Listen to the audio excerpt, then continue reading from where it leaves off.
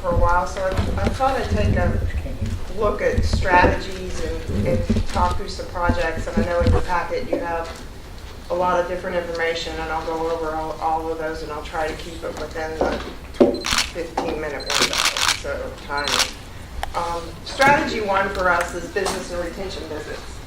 We do a lot of these in the community because statistics and research shows that your existing businesses are the ones that are going to grow, and they're the ones that are going to keep the tax base where we want it to be. So we really spend a lot of time on those, and you can see from the numbers that is in that strategy one, BRE stands for business retention and expansion.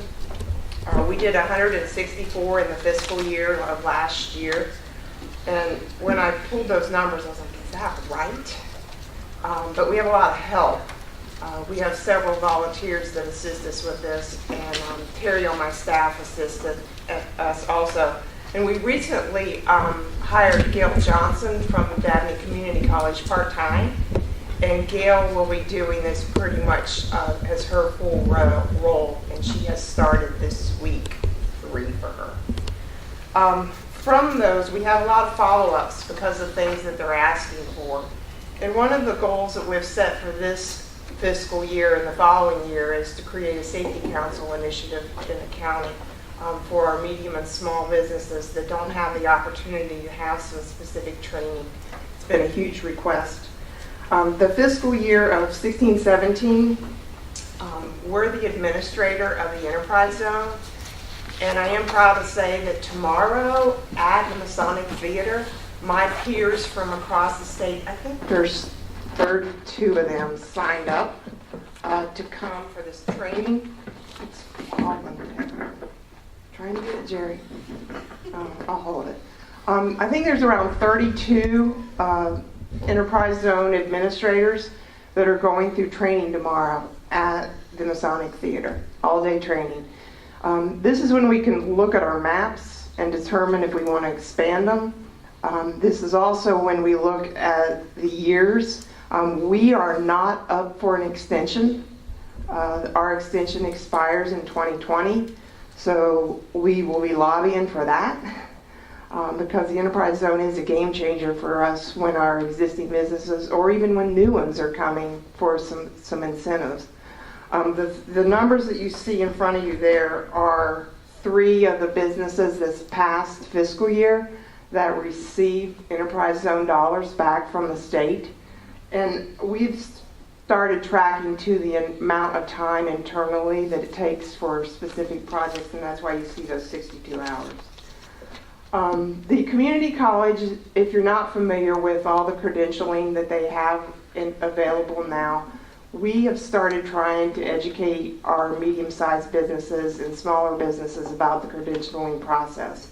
So we're in the works of some documentation that will be on the Dabney website that people can see all the credentials that you can receive. Part of working through the Business and Retention Expansion Initiative, you have to go through some certifications. So Terry, myself, and now Gail has started sitting through some webinars. We had one yesterday with the International Economic Development Council, and it kind of gives you a template and a gauge. Typical questions that we ask when we go on a BRE visit is climate of their business, their tertiary businesses that could impact them, businesses that they need to support themselves here, their workforce issues, legislation issues. I always ask the question, what keeps you up at night? And a lot of times we hear healthcare and taxes. It's the continuous joke, but it is true that a small, medium-sized business does have that concern a lot, that it does keep them up at night. Safety surfaced, so that's something that we've pulled out that we're going to work on this year, and then some workforce training initiatives. This past fiscal year, and still in the works, there's 7 existing businesses that have looked at expansion or possibly doing expansion. And there's 3 more that we've discovered here within this past month. It's kind of a waiting game, and I say the older I get, the more patient I have with things that I don't. We try to assist them with everything from how they work through their financials for their expansion to their workforce needs. So moving on to strategy 2, that's your pin that's gonna, I hope that you'll wear and support and advocate and educate the Alleghany County citizens and potential entrepreneurs. The fiscal year of 16-17, we worked with 21 potential new startups. Some of them haven't got store frontage yet or are in the process of getting store frontage. And it takes about 6 to 9, maybe more, face-to-face meetings with them before they ever get over, I say, the fear factor of starting their business. So we're proud with one of our initiatives, because that's very time consuming for an entrepreneur, for our small staff to go out and support them. But we're proud we applied for a Building Entrepreneurial Economies grant through DHCD to create our entrepreneurial ecosystem. What does that mean? That means that we were able to, I say contract, but it's a collaboration partnership with the Advancement Foundation out of Vinton.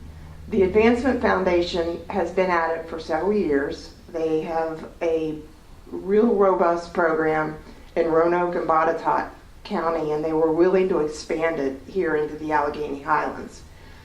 What they're doing, they're in our office Tuesday, Wednesday, Thursday, and this week and last week, they started having appointments with entrepreneurs. Before that, we were working on building our base, our foundation for mentors, and we're still looking for mentors. So if you have an hour of time, you don't have to have 20 hours a week. You can just do it for 1 hour a week, or even 1 hour a month. You can spend some time in this program and help a business that's an existing business, or you can help a new startup. What they're doing is, once we build our mentorship program up, which we're finishing that off the end of November, the first of the year we'll start classes for our entrepreneurs. And you can be an existing business that wants to take it to the next level and grow. But it's a business that's hungry to learn. It's a business that wants to expand, or if they have something in their garage and they've always dreamed of starting it, we want them to get involved in the program. What will happen in January is you'll go through classes. Some of them are online, some of them will be face-to-face all over the county. Some of them will actually be in Botetourt and Roanoke County, so you get extra points if you go down there. And then some of them will even be tours. There'll be tours of existing businesses, working with your mentor.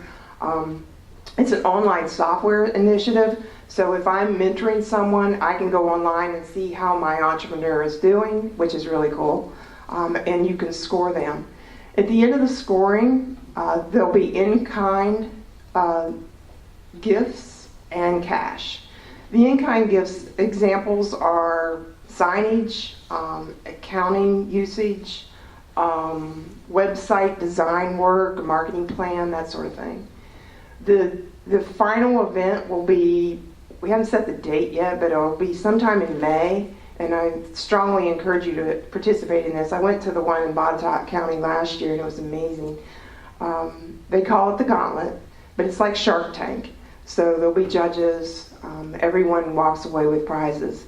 The track record, or the rate of the businesses that they've helped and supported, has been about 75%, which is really good.